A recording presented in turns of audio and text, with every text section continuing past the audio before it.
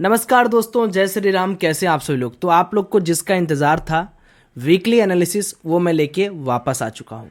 दोस्तों यहाँ पर बहुत इंपॉर्टेंट चीज़ आपको नोट करना है, क्योंकि ये हफ्ता बहुत ही खतरनाक हफ्ता होने वाला है। यानी ये जो वीकली एनालिसिस मैं आपको बताने वाला हूँ, इसको ध्यान से देखना, क्योंकि अगर आप थोड़ी सी भी गलती करते हो एंड आप ये सोचते हो कि एक घंटे बाद, एक दिन बाद मैं अपनी पोजीशन को देखूंगा, हो सकता है कि आपकी पूरी की पूरी पोजीशन उल्टी पड़ जाए और हो सकता है कि आपको निकलने का मौका भी ना पड़े।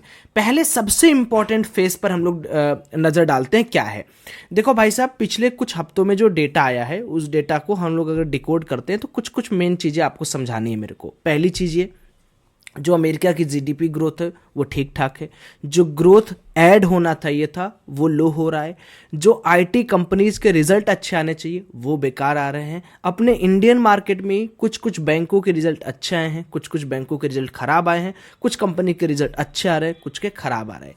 बट ओवरऑल जो सिचुएशन है वो पेन वाली सिचुएशन पूरे के पूरे वर्ल्ड में बनी हुई है। अब इस पेन वाले इन्वायरमेंट को और एक कह लो इग्नाइट देने के लिए, एक पंप देने के लिए एक नया वॉलेटिलिटी फैक्टर मार्केट के अंदर जुड़ गया, जिसको हम कहते हैं अमेरिका के इलेक्शन। अमेरिका के इलेक्शन में ट्रंप जीतेंगे या कमला जी जीतेंगी, इस पर एक बहुत बड़ा विवाद चल रहा है। दोनों के परसेंटेज अगर आप ड्रॉ करोगे तो वो सेम आ रहे हैं। तो इसलिए मार्केट के अंदर और एक्सपेक्टेशंस हमारा ये है कि बहुत ज़्यादा ही आपको इंडियन मार्केट के अंदर एफआईआईज के नंबर्स के अंदर, डीआईएस के नंबर्स के अंदर, ट्रेडिंग नंबर्स के अंदर, क्रिप्टो के अंदर, कमोडिटीज़ के अंदर, हर जगह आपको मार्केट के अंदर उथल पुथल देखेगी। क्योंकि सबसे बड़ी इकोनॉमी अमेरिका के अंदर क्या होगा, कौन सी न्यू पॉलिसीज आएगी, किसका न्यू गवर्नमेंट आएगा, उससे एफआईआईज अपने मार्केट में क्या करेंगे, बाहर के मार्केट में क्या करेंगे, ट्रेड स्ट्रिक क्या होगा, ये सब कुछ बहुत मायने रखता है। इसलिए मैं आपको पहले इस वीडियो को स्टार्ट होने से पहले ही वार्न कर दिया हूं कि देखकर समझकर काम करना है। हमें जल्दीबाजी में पैसा नहीं कमाना है, हमें दूर तक जाना है। साथ ही साथ में इस पूरे के पूरे नवंबर महीने में बहुत सारे डेटा वैल्यू चेंज होंगे, बहुत सारे प्रीमियम्स को हटाए जाएंगे। 20 नवंबर के बाद बैंक निफ्टी हुआ, मिड कैप निफ्टी हुआ, फिन निफ्टी हुआ, इन सब के एक्सपायरीज को बंद किया जा रहा है। तो इंपॉर्टेंट महीना है, नया दिन है आपके लिए है, मुहूर्त ट्रेडिंग दिन। होप आपने ट्रेड किया होगा, अगर लॉस हुआ कोई बात नहीं, प्रॉफिट हुआ कोई बात नहीं, लेकिन आपका असली जो दिन शुरू होता है वो होता है 4 नवंबर यानी मंडे से। अब कोशिश करो कि जब आपके तरीके में, जैसे एक ऑप्शंस ट्रेडर के तरीके में काम हो रहा है कि भैया अब मार्केट के अंदर ज़्यादा एक्सपायरीज नहीं है, तो ज़्यादा मार्केट के अंदर मॉडरेट करना मुश्किल होगा, आप पोजिशंस को होल्ड कर सकते हैं। ध्यान देना कि अब से थोड़ा अच्छा करने की कोशिश करना। लालच कब तक करोगे यार? एक बार लालच हटाकर भी मार्केट के अंदर काम करो। सबसे पहले हम लोग यहाँ पर मार्केट्स के अंदर ये समझने की कोशिश करेंगे कि न्यूज क्या क्या है, क्या क्या चीजें हैं, क्या नहीं है। तो अगर आप पहले कैलेंडर से शुरू करते हैं कि इंपैक्ट 3 स्टार हम लोग यहाँ पर करेंगे और इस पूरे के पूरे हफ्ते में हम लोग देखेंगे। तो ये देखिए 5 नवंबर को प्रेसिडेंशियल इलेक्शंस अमेरिका के अंदर होंगे। अब रिजल्ट आना है, ये वाला दिन है या होने वाला दिन है, वो धीरे धीरे मेरे को भी पता करना पड़ेगा, क्योंकि मैं अमेरिका में नहीं रहता हूं ना मेरे भाई। उसके बाद देखिए 1-2 दिन और अच्छे कुछ डेटा हैं।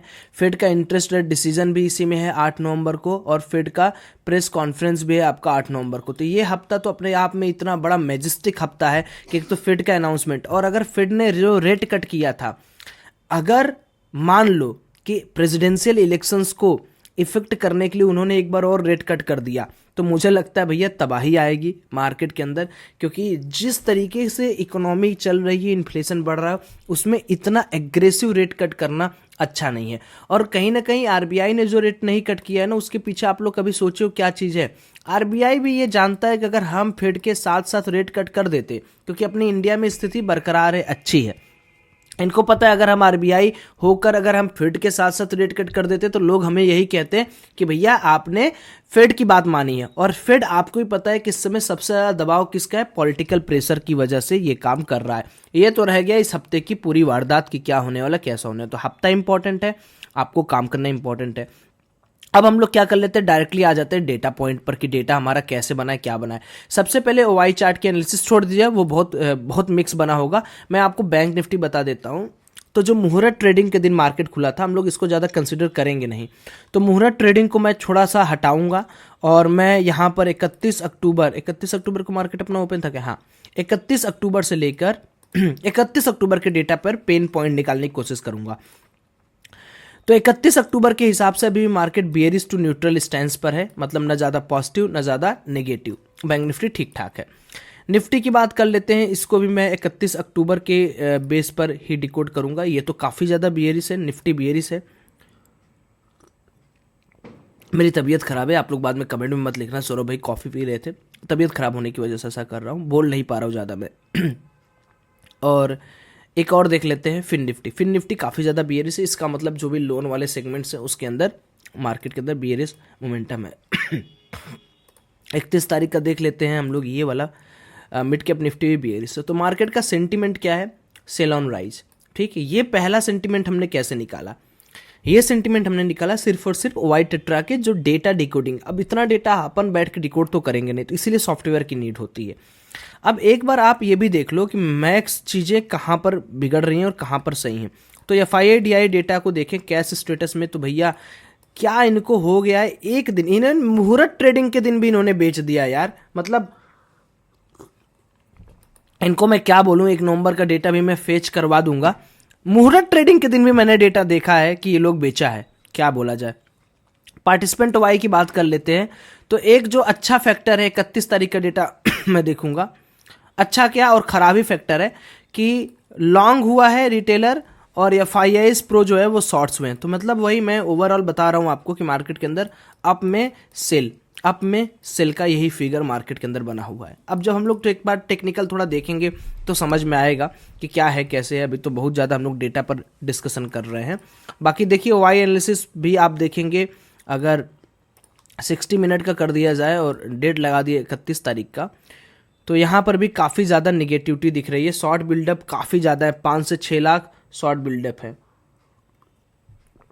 और कवर सिर्फ 3 लाख हुए, तो अभी बहुत अच्छी क्वांटिटी पड़ी हुई है। अब आ जाओ, ये जो चार्ट पैटर्न है इसको हम लोग बोलते हैं बियरिश रेक्टेंगल पैटर्न, जहां पे मार्केट ऐसे ऐसे ऊपर जाता है और ब्रेक डाउन करके बहुत तगड़ा मूवमेंट नीचे की तरफ देता है। तो मैं अभी उस पर डिस्कशन नहीं करूंगा, मैं डिस्कशन ये करूंगा। देखिए अब मैं कल आपको बता रहा था, आज भी मैं आपको एक चीज बताता हूं कि इस समय जो मार्केट का पैटर्न बना हुआ है वो बहुत क्लियर पैटर्न है। मतलब इसमें आपको इफ एंड बट करने वाला कुछ भी नहीं मिलेगा। आप अगर मार्केट के पैटर्न को समझ पा रहे होंगे तो आपको साफ साफ देखने को मिल रहा होगा कि अभी हमें क्या करना है कि अगर मार्केट के अंदर हमें एक गैप अप खुल रहा है, देखने को मिल रहा है, तो गैप अप के बाद भी मार्केट के अंदर एक अपर साइड में सेलिंग जोन बनाए, फिर सेलिंग जोन बनाए, फिर सेलिंग जोन, और नीचे सपोर्ट कहाँ है? सिर्फ ये, यानी 51,200 का सपोर्ट है। तो केस नंबर 1, पहला केस क्या है कि अगर मार्केट के अंदर गैप अप होता है और 52,000 के नीचे नीचे काम करता है मार्केट, तो आपको एक अच्छी खासी सेलिंग देखने को मिलेगी। तो अगर मान लो 200 से 300 पॉइंट का गैप अप हो जाता है मंडे के दिन, तो हमें क्या करना है, यहाँ पर एक सेल साइड का पोजीशन बनाना है जब तक मार्केट 52,055 के नीचे है तब तक। अगर 52,055 को मार्केट ब्रेक करके ऊपर भाग गया तो आपको याद रखना है कि वहां पर आपकी सेल की जो पोजीशन होगी उसको काटना भी है। ऐसा नहीं कि सेल की पोजीशन को पकड़ के बैठना है, वो काटना भी है आपको। तो अगर गैप अप हो और 52,000 के ऊपर निकल जाए तो हमें यहाँ पर लॉन्ग साइड का प्लान करना पड़ेगा, अन्यथा 52,000 के नीचे नीचे अभी हम लोग को सेलिंग का प्लान करना है। हाँ, मार्केट अगर फ्लैट टू गैप अप थोड़ा बहुत खुले तो भी हमें सेलिंग का प्लान करना है। बाइंग का प्लान तभी करना है जब मार्केट बहुत ज्यादा गैप डाउन खुले या 51,400 से लेकर 200 एरिया के आसपास खुले, यानी अगर 200, 300, 400 पॉइंट नीचे खुलता है तो यहां से एक राउंड ऑफ बाइंग आएगा। ऐसा नहीं कि ये बहुत बड़ा बाइंग आएगा, बट हाँ आपको 300, 400 पॉइंट का मोमेंटम मार्केट दे देगा और आपका प्रीमियम में 150, 200 पॉइंट का मोमेंटम आप यहां पर कैप्चर कर सकते हो। तो एक छोटी सी बात मैं आपको यहां पर इसलिए डिस्क्लोज कर रहा हूं क्योंकि देखो कई लोगों का ये मतलब है कि बहुत ज्यादा गैप डाउन खुलने के बाद वो शॉर्ट करेंगे, तो ऐसा प्लानिंग आपको नहीं करना है। आपको क्लियर मार्केट का स्ट्रक्चर आपको दिख रहा है कि ये जो जोन है 51,300, 51,200, 51,350, ये जोन बहुत इंपॉर्टेंट सपोर्ट जोन है। तो यहाँ पर एक सपोर्ट ट्रेड की प्लान करना, ना कि सेल ट्रेड का प्लान करना, तो काम आपका बन जाएगा। एक पॉइंट ये आपने समझ लिया। दूसरा पॉइंट यहाँ पर आपको ये समझना है कि भाई अगर मार्केट बहुत बड़ा गैप अप कर दे और 52,000 के ऊपर मार्केट निकल के सस्टेन है, तो यहाँ पर फिर आपको एक बहुत अच्छा अपमूव भी देखने को मिलेगा। ठीक, और अगर छोटा मोटा गैप डाउन खुले, मान लो 51,600, 51,400 तक गिरा, तो 200 पॉइंट का नीचे का आप देख लेना। और अगर 51,200 का लेवल ब्रीच करता है तब और बड़े फॉल का आप अंदाजा यहां पर लगा सकते हो। सेकंड, अब यहाँ पर हम लोग थोड़ा सा निफ्टी के एनालिसिस कर लेते हैं। तो निफ्टी के अंदर भी देखिए जो चार्ट पैटर्न है वो बिल्कुल अभी रेजिस्टेंस जोन पर निफ्टी बैठा हुआ है, और यहाँ पर एज सच कुछ क्लियर पिक्चर बन नहीं रहा है, बट अगर आप देखोगे तो हाँ आप कह सकते हो कि एक रेजिस्टेंस जोन यहाँ पर अवेलेबल है। बट निफ्टी ने क्लोजिंग एक सपोर्ट जोन पर किया है, और 24,200 के नीचे मैं और पेन यहाँ पर देख रहा हूँ। लेकिन अगर निफ्टी यहाँ पर 24,500 के ऊपर क्लोज कर देता है या गैप अप के 24,500 के ऊपर निकलता है, तो मैं यहाँ पर एक कॉल साइड या कह लो लॉन्ग साइड का ट्रेड यहाँ पर प्लान करूंगा, क्योंकि जबरदस्ती में सेल आउट करने की कोई जरूरत नहीं है।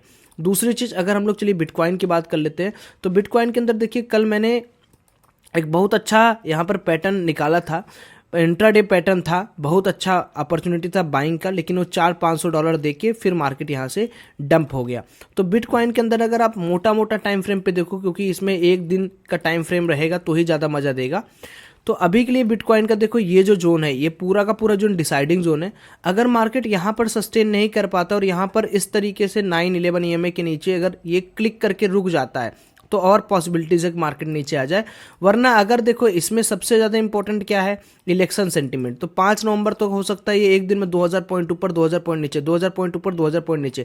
तो इसलिए अभी के लिए जो स्कैल्पर है उनके लिए तो बिटकॉइन का मार्केट इंडियन मार्केट से भी ज्यादा कमाने वाला प्लेस है। तो अगर आपको लगता है कि सौरभ भाई मेरे को कमाना है, तो लिंक हमने डिस्क्रिप्शन बॉक्स में दिया है। इवन अभी भी अगर आप देखोगे तो मेरी एक पोजीशन जो है वो चल ही रही है, और मेरी जो पोजीशन है वो शॉर्ट साइड में है। मैंने आज 2 लाख 2.5 लाख का विड्रॉल भी मार लिया, और एक पोजीशन मेरी सेल साइड के अंदर चली है जिसमें $230 के आसपास का प्रॉफिट हो रहा है। तो मैं ये कह रहा हूं कि अगर आपको भी क्रिप्टो में लगाव है और आपको ये वॉलेटिलिटी का मजा लेना, देखिए ट्रंप जीत गए ना जीते, बहुत कुछ है जो एज अ ट्रेडर आपको, आप तो यार ऊपर में भी कैसा कमाओगे, नीचे में भी कमाओगे। तो अगर आप इंटरेस्टेड हो तो लिंक हमने डिस्क्रिप्शन बॉक्स में दिया है, ताकि आप इससे अकाउंट ओपन करके हमारे साथ जुड़कर काम भी कर सको। उसके बाद हम लोग को थोड़ा गोल्ड के बारे में भी एनालिसिस कर लेनी चाहिए। गोल्ड भी देखिए अभी अपने बहुत अच्छे जोन पर आया हुआ है, और मुझे लगता है कि गोल्ड में अभी थोड़ी निगेटिविटी और देखने को अपन को मिल सकती है टिल दिस लेवल 2700 लेवल। अभी 2700 लेवल से फिर से बाइंग स्टार्ट होगा, ठीक है। हमेशा गोल्ड यही करता है, पैटर्न यही है। तो 2700 के बाद फिर मार्केट इस तरीके से जाएगा। तो अभी लॉन्ग का प्लान कब करेगा, जब 2750 55 60 के ऊपर निकले। ऑयल में अगर डिस्कशन करें तो ऑयल बहुत ज़्यादा अभी मतलब कुछ कहने योग्य नहीं है, ऑयल एक सपोर्ट जोन पर है। मुझे लगता है लॉन्ग टर्म में ऑयल को केवल अभी खरीद कर चलना चाहिए, बेचकर ऑयल को बिल्कुल नहीं चलना चाहिए। ये पूरी की पूरी वीकली एनालिसिस मैं आपको दे दिया, और जितना मैं बात कर रहा हूँ ऑयल का, मैं बहुत अच्छी तरीके से बता सकता हूँ। अगर आप ऑयल लेते हो तो आपको फायदा हो सकता है। बाकी के लिए हम लोग मिलते हैं जल्द। Thank you, have a great day, bye bye, जय श्री राम।